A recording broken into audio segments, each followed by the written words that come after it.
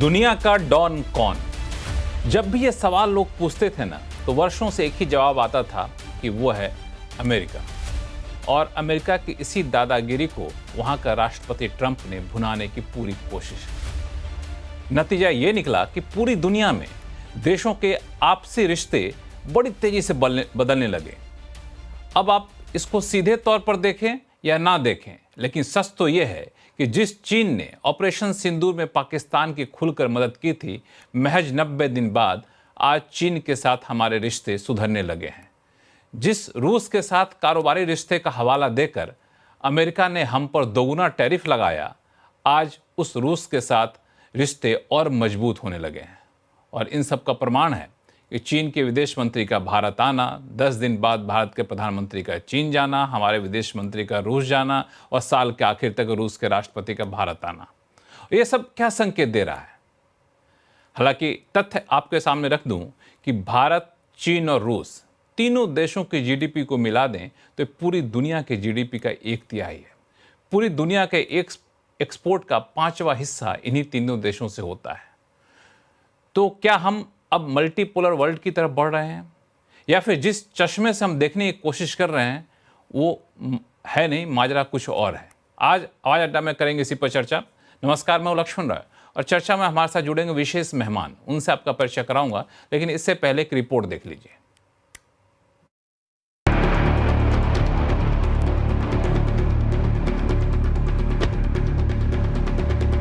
भारत और रूस की दोस्ती और मजबूत होती जा रही है।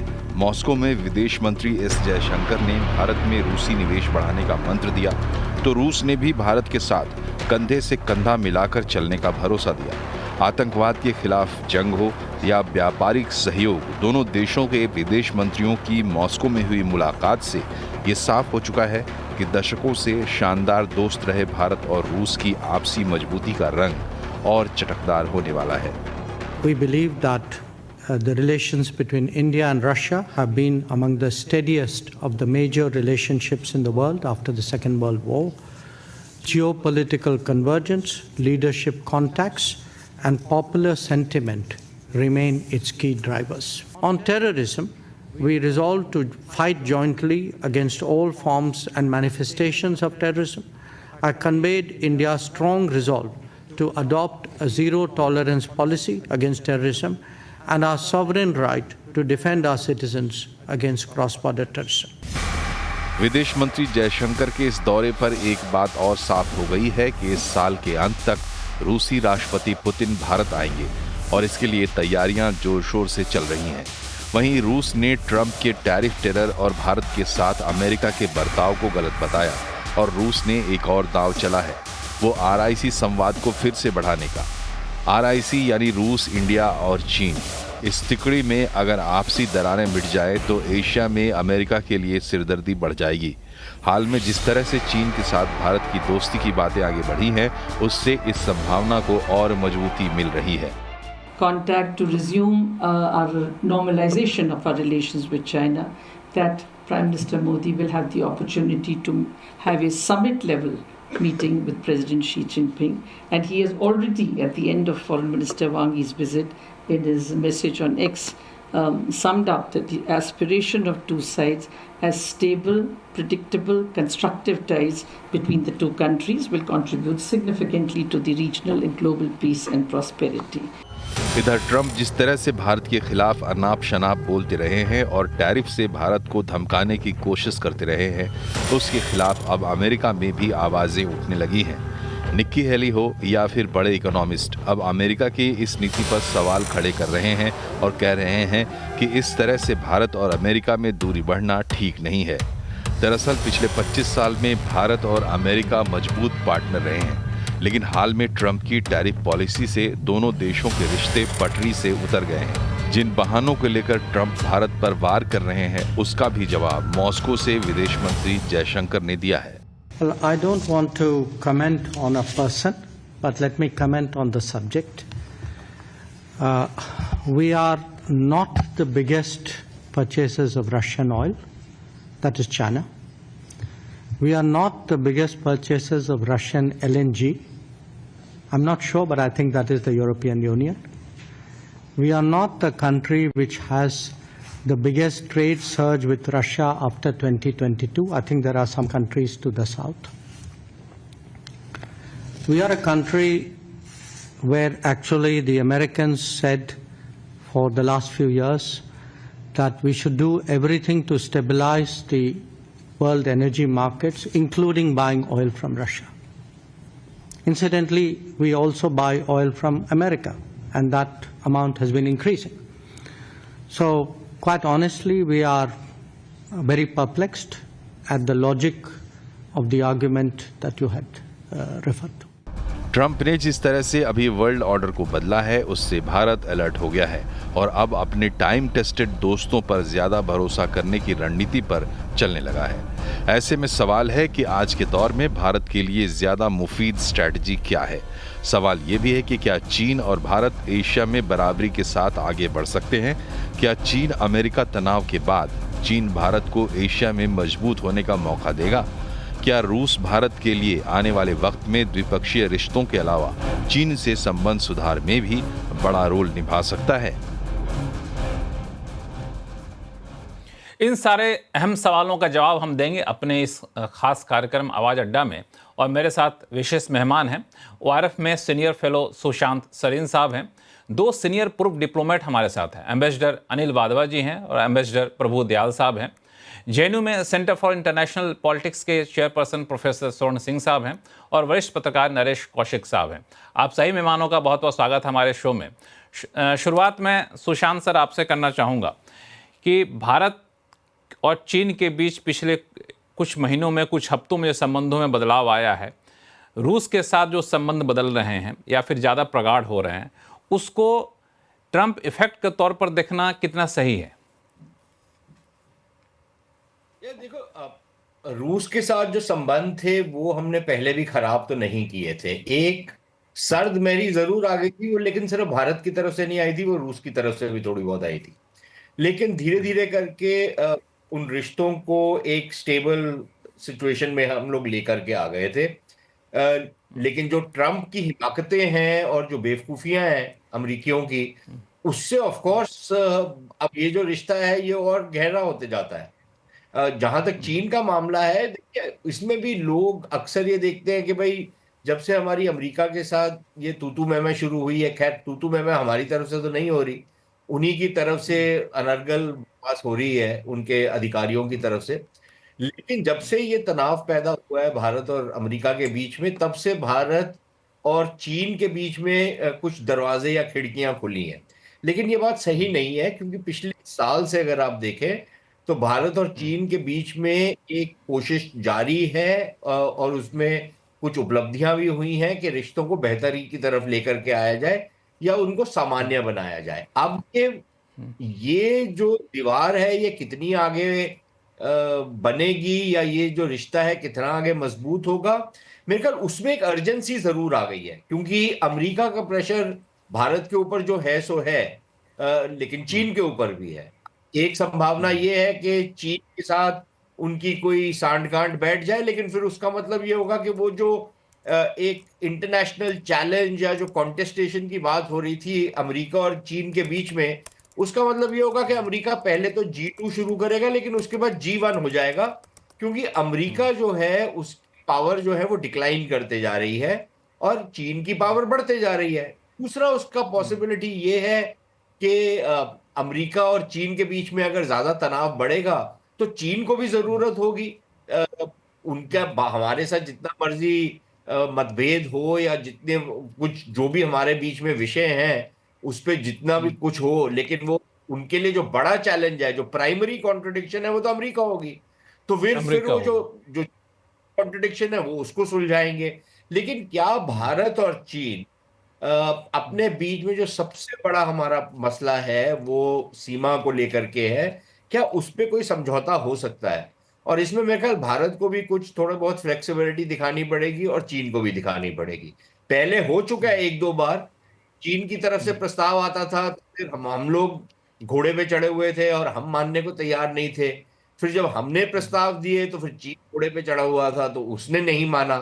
लेकिन अब दोनों के लिए क्योंकि एक चैलेंज उभर करके आ रहा है, तो क्या ये एक अपॉर्चुनिटी बन जाएगी कि हम लोग ये जो सीमा का विवाद है इसको सुलटा सकें किसी ना किसी तरीके से, और फिर इन रिश्तों को आगे बढ़ा सकें? लेकिन इन रिश्तों में और भी पेचीदगियां वो बाद में बात कर सकते हैं।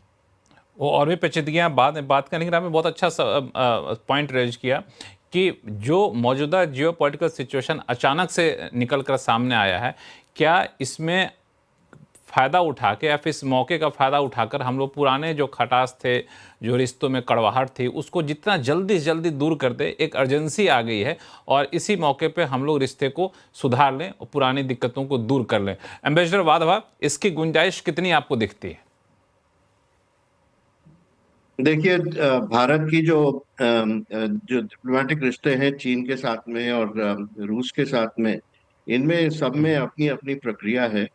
और जैसा कि हमने अभी सुना, चीन के साथ जो रिश्तों में सुधार आया है, वो इसलिए आया है क्योंकि गलवान के बाद जो अंडरस्टैंडिंग कजान में हुई थी प्रधानमंत्री और शी जिनपिंग के बीच में, उसके चलते काफी कुछ इम्प्रूवमेंट्स हमको देखने को मिली है कई सारे क्षेत्रों में।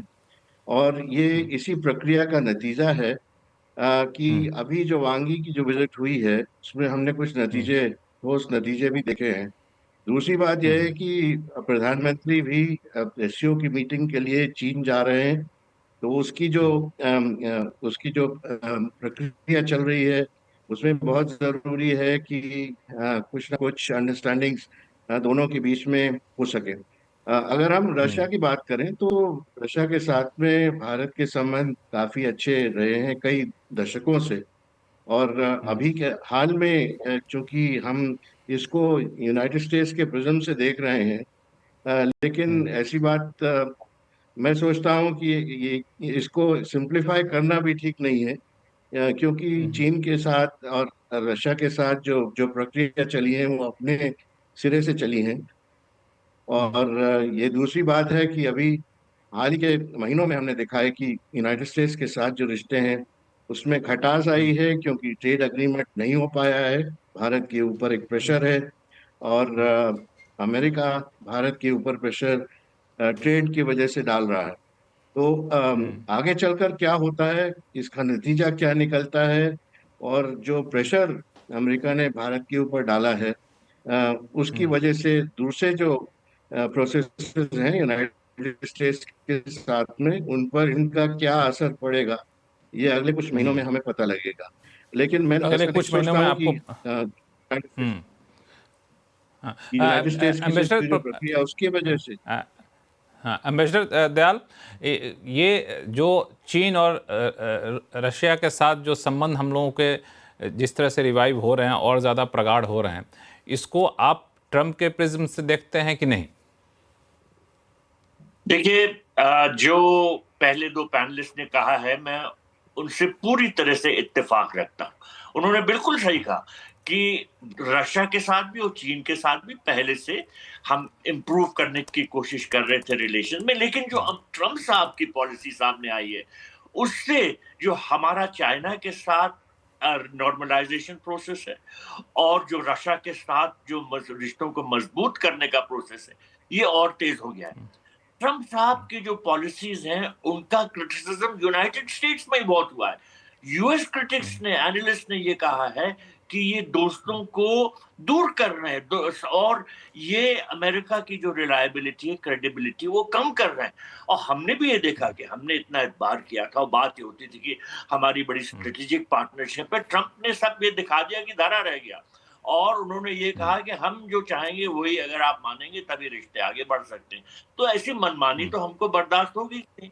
और इसी वजह से देखिए, चीन के साथ हमारे अब रिश्ते जो हैं सुधारने की बात बड़ी तेजी से चल रही है। उनके फॉरेन मिनिस्टर आए हैं, हमारे प्राइम मिनिस्टर जाएंगे एससीओ मीटिंग के लिए, कई अच्छे निर्णय लिए गए हैं। रूस के साथ तो हमारे जो रिश्ते हैं वो बहुत अच्छे हैं ही, और हर तरह से अब ये कोशिश की जा रही है कि उनमें और तेजी आए और उनकी ग्रोथ हो। तो मेरे विचार में ये जो ट्रम्प की पॉलिसी, इसका जरूर रोल रहा है हमारी जो ओवरऑल फॉरेन पॉलिसी को जरा थोड़ा तब्दील करने में, इसका रोल रहा। इसका रोल रहा है यहाँ पे। स्वर्ण सिंह साहब, रोल रहा है नहीं रहा है उस पर हो सकता है कुछ लोग सहमत हो ना सहमत हो, लेकिन एक अर्जेंसी दिखाई जैसा शुरू में सुशांत सर ने कहा भी। मैं आपसे समझना चाहता हूँ कि इस बहाने ही सही क्या हम लोगों को अब एक पोटेंशियल दिखने लगा है कि वो पुराने मतभेद को भुला जाएं, तीनों देश मिल जाएं तो एक बहुत बड़ा पावर हम लोग यहाँ पावर सेंटर बन सकते हैं। और जिस तरीके से अमेरिका ने पाकिस्तान में यहाँ तक कि बांग्लादेश में अपनी दखल बढ़ाने की कोशिश की है, तो इस रीजन में एक बैलेंस ऑफ पावर के लिए ज़रूरी है कि तीनों देश आपस में मिलें और रिश्ते मजबूत करें। हाँ, काफ़ी अटकलें चल रही हैं अभी कि क्या थियानजिन में शंघाई सहयोग संगठन के शिखर सम्मेलन में ये तीनों नेता, भारत के प्रधानमंत्री नरेंद्र मोदी, राष्ट्रपति शी जिनपिंग और राष्ट्रपति व्लादिमीर पुतिन, थियानजिन से क्या कोई संदेश देने वाले हैं। और उसी की मुझे लगता है कुछ हद तक तैयारी चल रही है। और उसका कारण कुछ हद तक मान सकते हैं कि राष्ट्रपति ट्रंप के जो अभी टैरिफ हाइक्स हुए हैं हाल ही में, वो उसको और तेजी से आगे बढ़ाने का एक कारण बन सकते हैं। हाँ, पहले से ही चीन और रूस तो अपना बहुत दोस्ती को सुदृढ़ कर चुके हैं, नो लिमिट्स पार्टनरशिप बना चुके हैं। वो दोनों पहले से ही अमेरिका के एक तरह से विरोध में सामने मिलकर खड़े होते हैं अलग अलग विषय को लेकर। अब भारत भी एक तरह से उसमें जुड़ सकता है, जुड़ता हुआ नजर आता है, क्योंकि चीन से संबंध तेजी से सुधर रहे हैं, रूस के साथ संबंध पहले से ही बहुत अच्छे हैं। पहले भी आपने जो ये त्रिकोणीय सामरिक समीकरण की बात की, रूस, भारत और चीन की, वो प्रेमाकोव उसके एक तरह से उसके पीछे सोच उनकी थी, जो रूस के 1998 और 99 में वहाँ के प्रधानमंत्री थे। तो उस वक्त भी अमेरिका का जो एक छत्र एक तरह से दबदबा था विश्व में, उसी का विकल्प ढूंढने में उन्होंने ये एक तरह से दृष्टिकोण सामने रखा था। और उस वक्त भी आप देखें कि यही कारण था कि ये देश धीरे धीरे पास आए। 2002 से विदेश मंत्री मिलने लगे संयुक्त राष्ट्र महासभा के सम्मेलन के आसपास, और फिर पहली बार 2018 में अर्जेंटीना में G20 के शिखर सम्मेलन में ये तीनों नेता आपस में मिले। और भारत ने उसको बैलेंस करने के लिए जापान, अमेरिका, इंडिया भी एक त्रिकोणीय समीकरण की वहां तैयारी की। फिर अगले साल 2019 में जून में 2 बार ये तीनों नेता एक के बाद एक, जून 14 को और जून 28 को 2019 में पहले आप देखें कि वो बिश्केक में मिले शंघाई सहयोग संगठन के शिखर सम्मेलन में, फिर ओसाका के G20। तो उस वक्त ये लगा कि ये त्रिकोणीय समीकरण बड़ी तेजी से आगे आ रहा है। पर उसके बाद देखें आप, जो खटास भारत और चीन के रिश्तों में आई, पेंडेमिक आया, उसके चलते ये सारा ठंडे बक्से में चला गया। पर आज जो खास फर्क है इस त्रिकोणीय समीकरण के बनने के पीछे, वो 2 चीजें और हैं। अमेरिका की जो चुनौती है वो तो है ही, उसके साथ साथ हाल ही में पिछले 2 या 3 वर्षों में आपने देखा कि चीन और भारत जिस तरह से रूस से ऊर्जा का आयात करना शुरू किया है, 1 या 2% से बढ़कर 40% तक चला गया। अब 36% भारत का कुल जो ऑयल का, तेल का आयात है वो रूस से है। और इसके साथ साथ दूसरा, ये पूरा ग्लोबल साउथ का जो लिंक बना है, ये तीनों देश मिलकर ग्लोबल साउथ की आवाज को बड़े मंचों तक ले जाना चाहते हैं। हालांकि आपस में उनका फर्क है सोच में, तरीकों में, पर ये 2 और नए एक तरह से स्टिमुलाई या कारण उसमें जुड़ जाते हैं, जो इनको तीनों को आपस में और अच्छे से मिलकर अंतर्राष्ट्रीय स्तर पर जो चुनौतियां हैं उससे सुलझने की एक तरह से कोशिश में शामिल करने की और एक तरह से धकेलते हैं। और जैसा मैंने कहा कि थियानजिन में ये तीनों नेता जब मिलेंगे तो शायद उससे इस विषय को लेकर कि क्या ये सामरिक दृष्टिकोण, इनका जो समीकरण है वो जोर पकड़ रहा है या क्या करना चाहता है, मुझे लगता है कि वो थियानजिन से उसका संदेश मिलेगा। बिल्कुल, वहाँ से संदेश मिलेगा। संदेश क्या मिलना चाहिए ये भी पूछूंगा आप लोगों से, लेकिन एक जो बात आपने कही वो कि ये जो तीनों लोग मिल रहे हैं, तीनों देश मिल रहे हैं, ग्लोबल साउथ का जो कॉन्सेप्ट आया था वो अब ज़्यादा मजबूत होने लगा है। नरेश कौशिक साहब, इस ग्लोबल साउथ के कॉन्सेप्ट में आपको आपसी मजबूती दिख रही है या फिर अंतर्राष्ट्रीय स्तर पर डिप्लोमेटिक हेजिंग ज़्यादा है? ये तो इसमें मजबूरी दिख रही है। तीनों देशों की अपनी अपनी तरफ से इस तरह से ये एक आने की कोशिश कर रहे हैं, लेकिन मुझे ऐसा लगता है कि जो चीन वाली कड़ी है अभी भी काफी कमजोर है।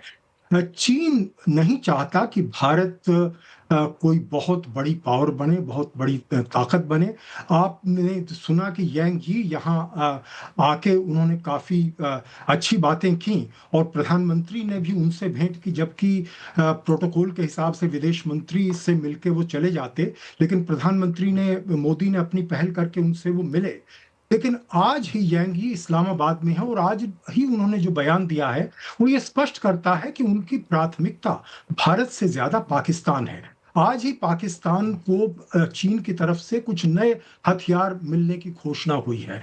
तो चीन की तरफ से मैं समझता हूं कि इस समय मजबूरी है और चीन भी चाहता है, लेकिन चीन को दरअसल ये जो भारत के खिलाफ जो अमेरिका ने जो कदम उठाए हैं, खासकर ट्रंप ने, उसका दरअसल चीन फायदा उठा रहा है और उठाएगा। और अमेरिका को भी लगता है कि चीन को आप दक्षिण एशिया को तो कम से कम सौंप ही दीजिए, भारत को एक तरह से आप रास्ते से हटाने की कोशिश की जा रही है। और जहां तक रूस की बात है, रूस के साथ भारत के संबंध हमेशा से अच्छे रहे हैं।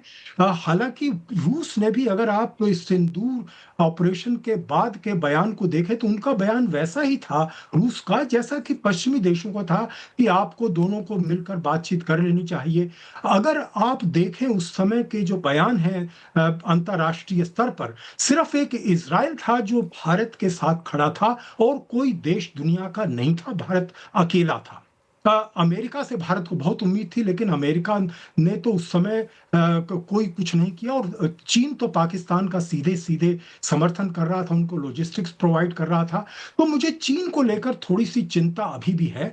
रूस की अपनी इस समय जो जरूरत है, भारत के साथ संबंध उसके सुधरने चाहिए, वो सुधरेंगे। लेकिन ट्रंप की अगर हिसाब से आप देखें तो ट्रंप ये चाहते हैं कि जो स्फीयर्स ऑफ इन्फ्लुएंस है उसमें भारत को काट दिया जाए और जो बड़े और नेता हैं, चाहे वो शी हो चीन के नेता या पुतिन हो, उनके साथ वो रिश्ते सुधार रहे हैं।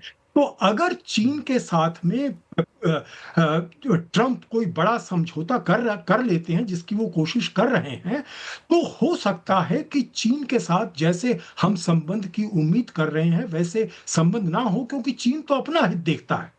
और अमेरिका में इस समय समस्या ये है कि ट्रंप के जो दो बड़े एडवाइजर हैं, पीटर नेवारो जो कि उनके ट्रेड एडवाइजर हैं और जो उनके जो वित्त मंत्री हैं स्कॉट बेसेंट, वो जिस तरह के भारत के खिलाफ बयान दे रहे हैं, उससे लगता है कि उन्होंने भारत को एक तरफ अलग थलग करने की ठान ली है और उनको लगता है कि भारत को वो एक तरह से इग्नोर कर सकते हैं। और अगर आप अमेरिका में देखें तो भारत के पक्ष में कोई बहुत बड़े स्वर नहीं उठे। एक निकी हेली को आप छोड़ दीजिए जो कि भारतीय मूल की हैं, वरना कोई भी ऐसा बड़ा नेता आपको नहीं मिलेगा जिसने भारत के पक्ष में बयान दिया हो। ज्यादातर बयान पूर्व जो राजनयिक ये हैं जो या अर्थशास्त्री, ये जो इस तरह के लेवल के लोग बयान दे रहे हैं। हाँ, ये जो आपने पॉइंट कहा, ये पॉइंट क्रिटिकल है। इस पे मैं सुशांत साहब आपकी राय भी चाहूँगा कि जैसा कि नरेश कौशिक जी ने कहा कि चीन और यूएस में अगर अच्छे से समझौता हो जाता है, जो यूएस पूरी कोशिश कर रहा है, तो फिर चीन हमारे साथ रिश्ते सुधारने की जो गर्माहट दिखा रहा है, गर्मजोशी दिखा रहा है, शायद वो फिर ना दिखाए। नहीं, वो संभावना जरूर है, लेकिन क्या अमेरिका चीन के साथ जो उनका कंपटीशन है या जो एक कॉन्टेस्ट है उनका कि दुनिया की सबसे बड़ी ताकत कौन बनेगी, क्या अमेरिका ने घुटने टेक दिए हैं? मसला तो ये है, क्या वो एशिया से बाहर हो रहा है? ये है ना इशू। तो अगर ट्रंप साहब एशिया से और यूरोप से और सारी दुनिया से बाहर होना चाहते हैं तो हो जाए। फिर हमारे को तो फिर यही देखना पड़ेगा ना कि हमारे क्या समीकरण बन रहे हैं। उससे हमारे को घबराने की जरूरत नहीं है, सतर्क रहने की जरूरत है। ये मैं मानता हूं जो बात हो रही है कि देखिए, अभी तक ये एक्सपेक्ट कर लेना कि चीन और भारत के बीच में बड़े घनिष्ठ मित्रता हो जाएगी या बड़े अच्छे रिश्ते हो जाएंगे, या जो हम बोलते हैं कि क्या चीन भारत को उभरने देगा, यार चीन ना हमारा उभरना रोक सकता है ना हमारे को उभार सकता है। ये हमारे ऊपर है, क्या हम वो सब चीजें करते हैं जिससे हम उभर सकते हैं या नहीं उभर सकते। और फिर दूसरी बात ये लक्ष्मण जी जो आप कह रहे थे बार बार कि भाई भारत, रूस और चीन मिलके एक बड़ी शक्ति बन जाएंगे, एक बड़ी पावर ब्लॉक बन जाए, भाई पावर लेके करना क्या, पहले तो मुझे ये बताए ना। भाई मुझे तो पावर चाहिए ताकि मैं अपने आप को सुरक्षित कर सकूं, लेकिन और मैंने क्या करना है पावर ले। तो we need to be clear कि हम चाहते क्या है। एक हमारे यहाँ पर एक टेंडेंसी है, अपनी छाती ठोकनी शुरू कर देते हैं कि हम दुनिया की महाशक्ति बनने के रास्ते में। इंजन तो बनाया नहीं जाता यार जेट प्लेन का, तो हम महाशक्ति वक्ति नहीं है। तो चीन को देखिए आप, चीन दुनिया की दूसरी सबसे बड़ी अर्थव्यवस्था है।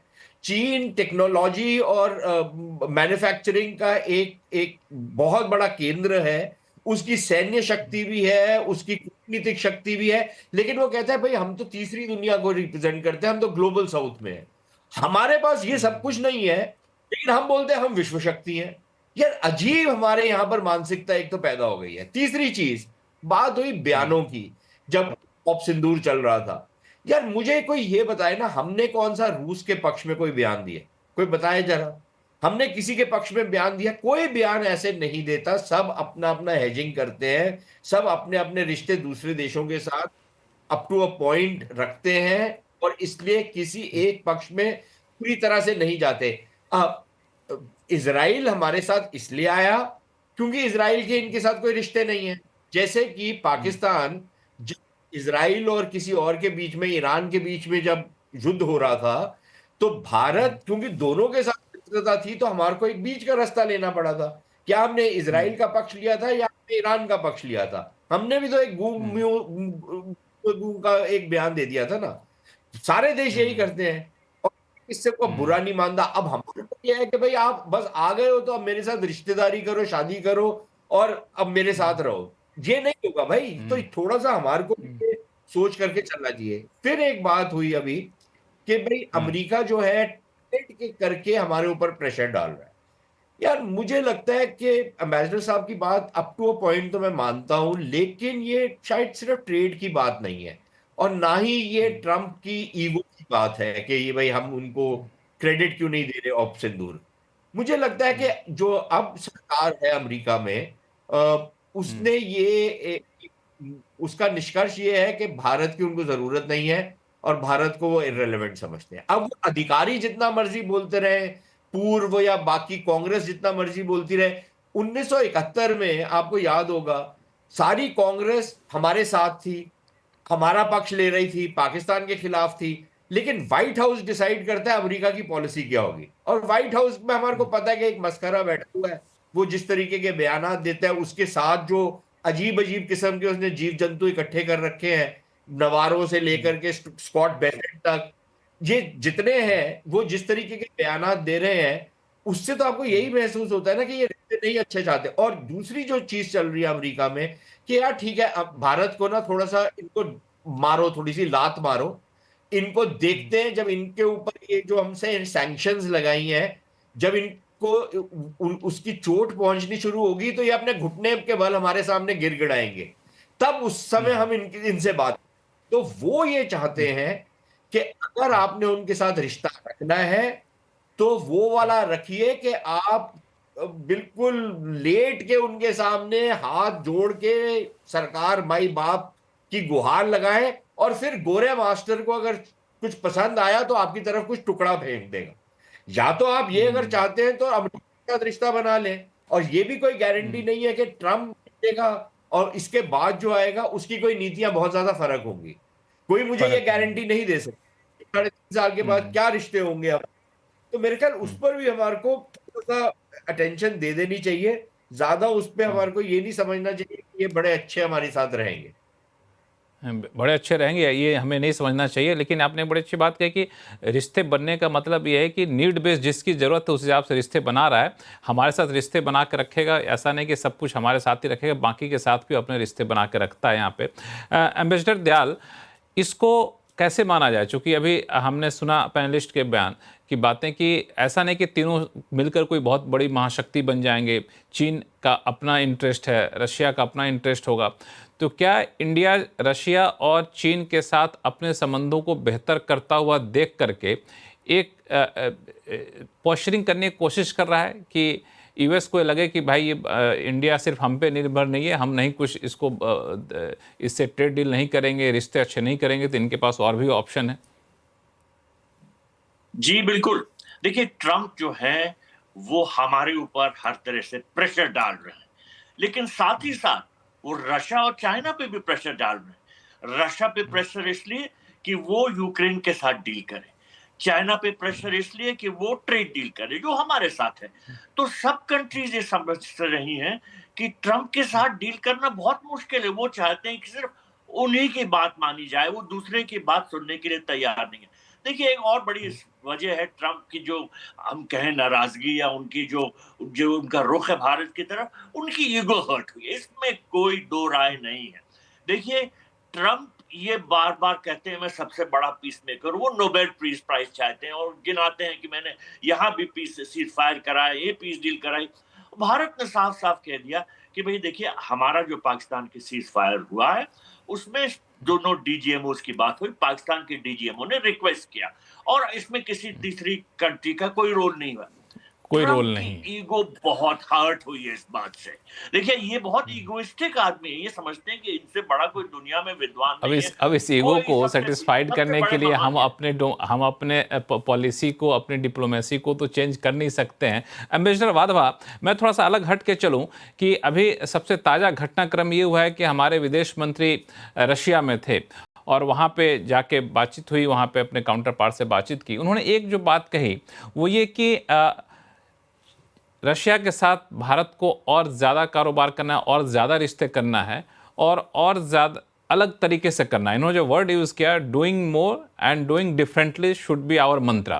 तो ये डूइंग डिफरेंटली का मतलब क्या हुआ, डूइंग मोर का मतलब क्या हुआ, कहाँ गुंजाइश आप देख रहे हैं?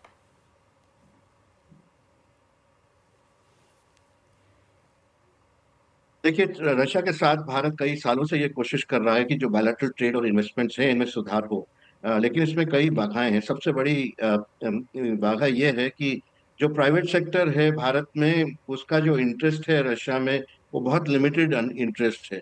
तो अगर हम गवर्नमेंट टू गवर्नमेंट लेवल पर कुछ डील्स करते हैं रशिया के साथ में, तो वो अलग बात हो जाती है, लेकिन प्राइवेट सेक्टर को उसकी तरफ रुझान करवाना बहुत ही मुश्किल है, बहुत ही टेढ़ी कीर है। दूसरा, इन्वेस्टमेंट्स की अगर हम बात करें, जो इन्वेस्टमेंट्स हैं वो भी हम चाहेंगे कि रशिया यहाँ पर ज़्यादा इन्वेस्ट करे, क्योंकि भारत की तरफ से जो इन्वेस्टमेंट हुए हैं प्राइवेट सेक्टर से, वो इन्वेस्टमेंट बहुत कम थे और जो एक्सपीरियंस रहा है प्राइवेट सेक्टर का वो भी अच्छा नहीं रहा है। तो अब अगर हम आगे चलकर, जैसे कि उन्होंने कहा कि कुछ चीज़ हम डिफरेंटली करें, तो उनको अब आउट ऑफ द बॉक्स सोचना पड़ेगा कि क्या कर सकते हैं आगे चलकर। क्या कर और सकते सबसे हैं? जो इजी जो चीज थी वो रशियन जो एनर्जी जो हम भारत ने खरीदी है, और उसमें जो इंक्रीज आया है उसके चलते हमारा बायलैटरल ट्रेड तो बढ़ा ही है, लेकिन दूसरी दूसरी कनेक्टिविटी के ऊपर बहुत बातें हो चुकी हैं। उसमें भारत की ओर से इन रशिया में निवेश करना जरूरी होगा। एनर्जी में हम निवेश कर ही चुके हैं, लेकिन जो कनेक्टिविटी है वो एक नया फील्ड है और उसको हम आगे ज्यादा ले जा सकते हैं। उसको हम आगे ज़्यादा आगे ले जा सकते हैं। प्रोफेसर स्वर्ण सिंह साहब, रशिया के साथ क्या हम कुछ नया कर सकते हैं, क्या कुछ हटकर कर सकते हैं? देखिए, पहले ही पिछले 3 साल में कितना नया हुआ है ये अपने आप में एक परेशानी का कारण बना हुआ है। ट्रंप की जो नाराजगी है वो इसी बात को लेकर है कि हमने अचानक पहले 8 या 9 बिलियन डॉलर हमारा ट्रेड व्यापार में रहता था आपस में, वो बढ़कर 67 बिलियन डॉलर तक पहुंच गया है। तो अपने आप में पूरा बदलाव आया है। दूसरा बदलाव जो खास आया है वो भारत ने अपना जो रक्षा उपकरणों का आयात है उसको डाइवर्सिफाई किया है। एक जमाने में रूस से आने वाले उपकरण करीब करीब 65 और 70% वार्षिक आयात का हिस्सा होते थे, जो अब घटकर 35 या 40% के आसपास आ चुका है। वजह साफ है कि अब हम फ्रांस से, इजराइल से, दूसरे देशों से, अमेरिका से भी इस तरह के उपकरणों का आयात करते हैं।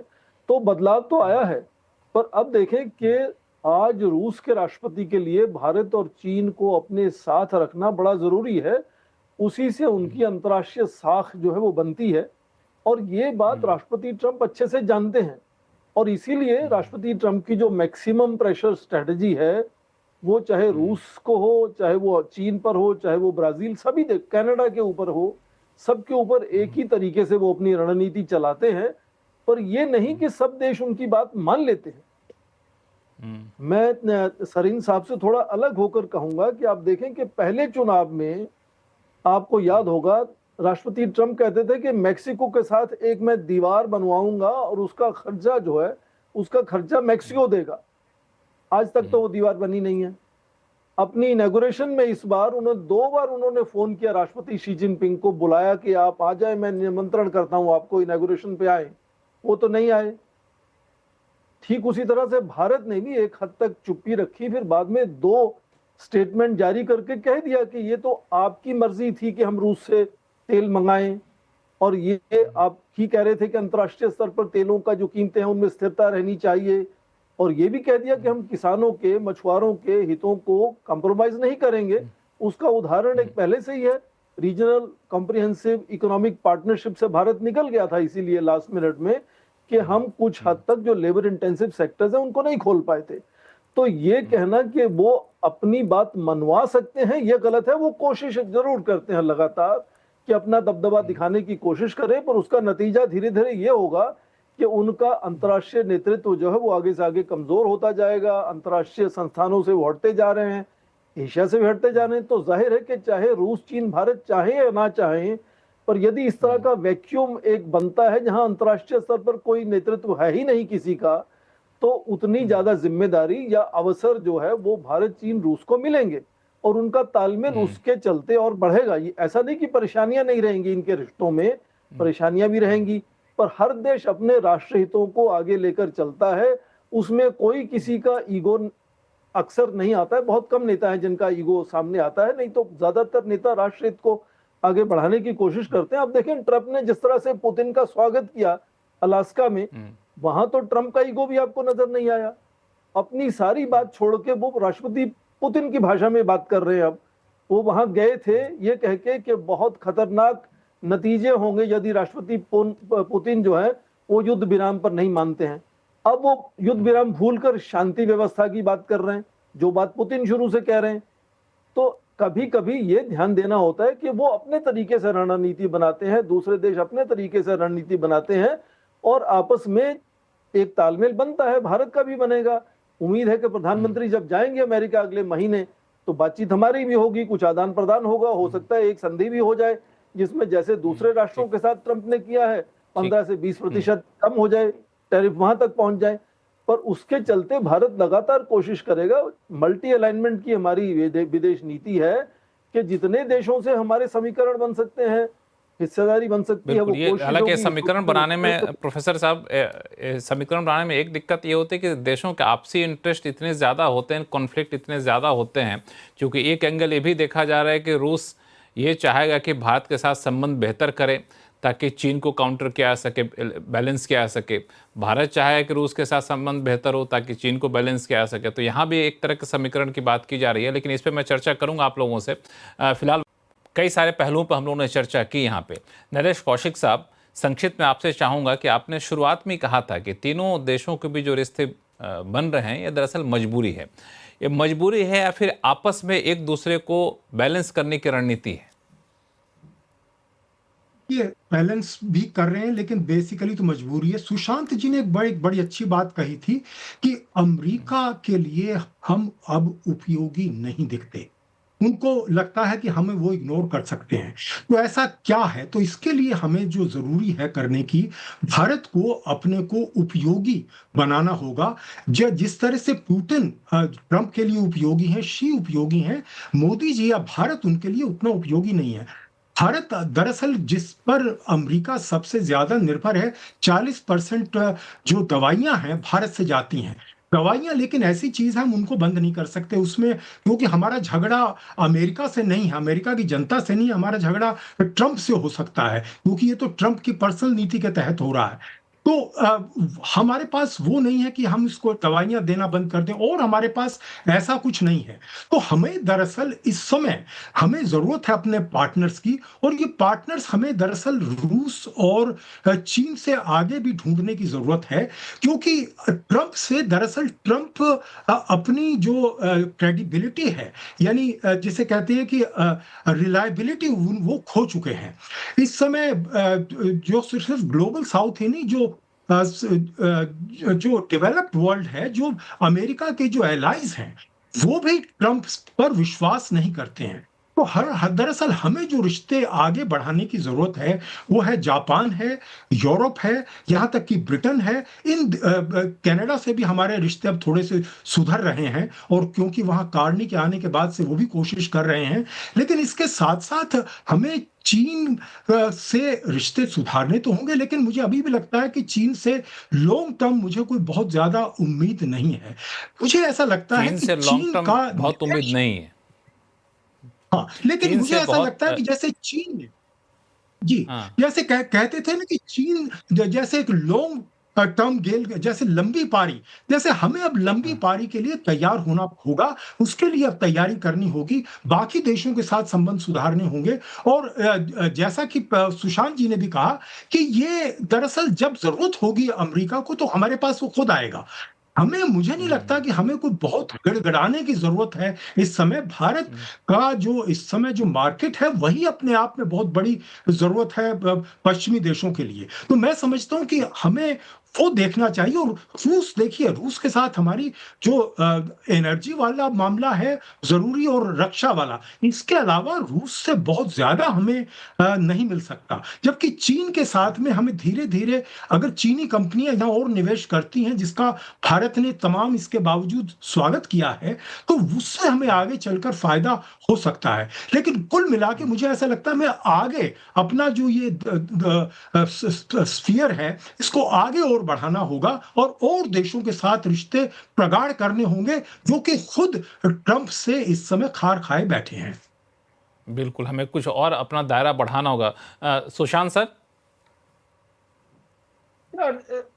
देखिए, इन प्रिंसिपल तो बात ठीक है जो कौशिक साहब कर रहे हैं, लेकिन प्रॉब्लम ये है कि जिन देशों से ये बोल रहे हैं कि हमारे को और रिश्ते बढ़ाने चाहिए, उन्होंने तो ऑलरेडी घुटने टेक दिए। और अगर ट्रंप हमारे ऊपर कोई और सैंक्शन लगाता है और उनको भी कहता है, यूरोपियंस को, कि आप भी इनको टाइट करो जरा, भारतीयों को, ये बड़ा हीरो बन रहे हैं, इनको आप टाइट करो, तो क्या यूरोपियन जो उसको अभी भी अपना डैडी बुलाते हैं, तो वो, उनकी ये औकात है कि उसके सामने खड़े होंगे? पहली बात तो ये है। तो मसला हमारे लिए, देखिए, और हम जितना मर्जी अपने आप को बोलते रहें, लेकिन छुरी खरबूजे पे गिरे या खरबूजा छुरी पे गिरे, कटता तो खरबूजा ही है। तो अब प्रॉब्लम यह है कि भारत और अमेरिका के बीच में जो डिफरेंसेस हैं, साइज का, पावर का, ग्लोबल फुटप्रिंट का, मार्केट्स का, वो इतना बड़ा है कि इसमें हमारा नुकसान तो होगा, मतलब इसमें तो कोई दो राय है नहीं। बात हुई कि भाई, फॉर एग्जांपल, आप फार्मास्यूटिकल्स में आपकी एक बड़ी बहुत अच्छी पकड़ है, लेकिन अगर आप अमेरिका को नहीं भेजेंगे तो आप कहां पर भेजेंगे वो दवाई? आपकी और कौन सी मंडी है? तो प्रॉब्लम तो मंडियों की है ना।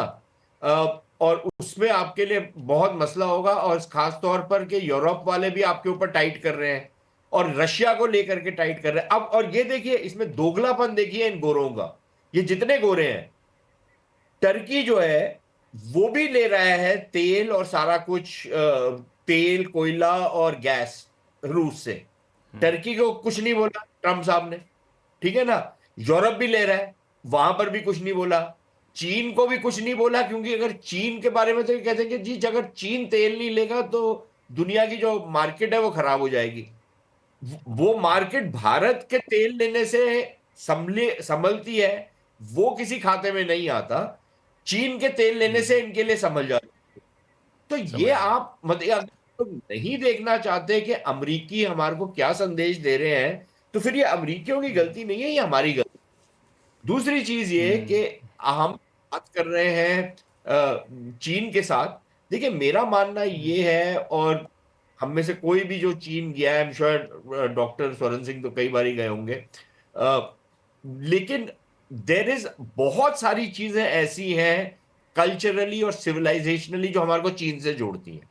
हमारा चीन के साथ विवाद क्या है, बेसिक मुद्दा क्या है? बेसिक मुद्दा सीमा को लेकर, अगर वो सीमा वाला और उसमें बहुत सारे जो हमारे क्लेम्स हैं वो पूरी तरीके से हिस्टोरिकली और legally they don't stand to scrutiny. और यहां पर दो बड़े वरिष्ठ राजदूत बैठे हुए हैं, they might bear me out.